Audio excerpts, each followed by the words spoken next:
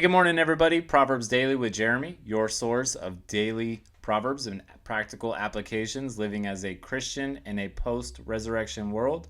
I'm going to go ahead and jump right into it. Proverbs chapter 9, the way of wisdom. Wisdom has built her house. She has hewn out her 7 pillars. She has slaughtered her meat. She has mixed her wine. She has also furnished her table. She has sent out her maidens. She cries out from the highest places of the city, "Whoever is simple, let him turn and hear."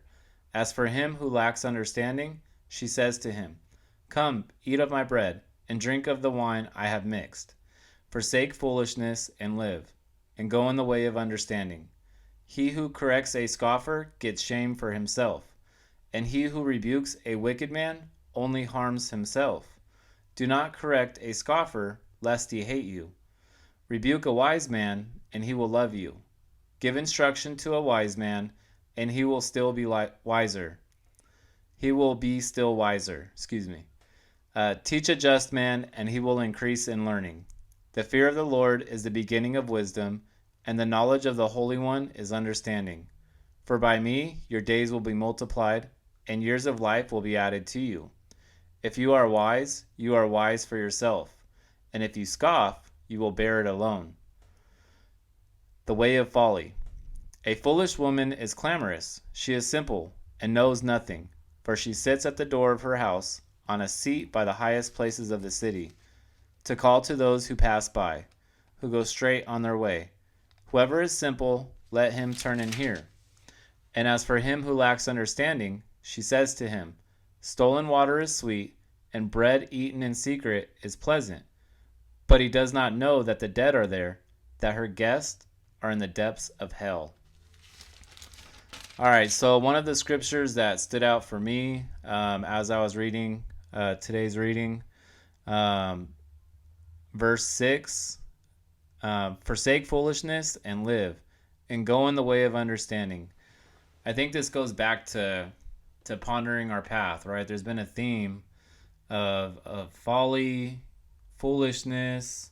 The writer wrote about adultery and the perils of adultery. And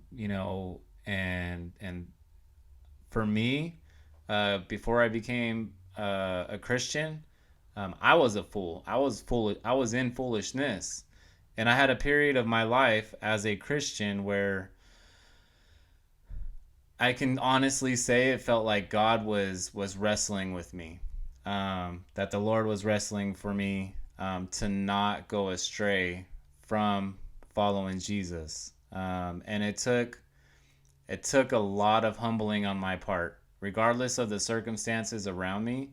It took a lot of humbling on my part in order to see that it wasn't everyone else, that it was me. And I would like to believe that I forsook foolishness and really began to live, and become content with where I am, where God has me, what God has for me.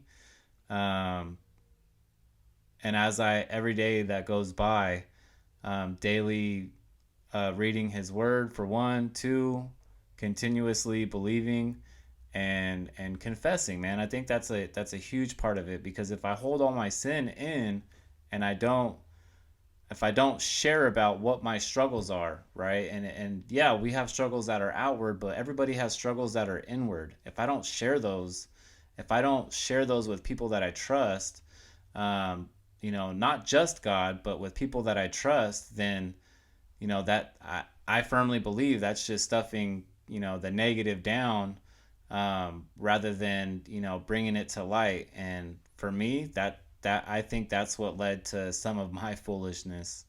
So yeah, that's my take on it today.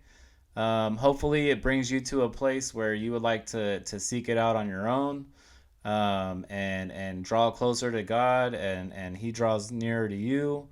So yeah, anyways, love you. God bless.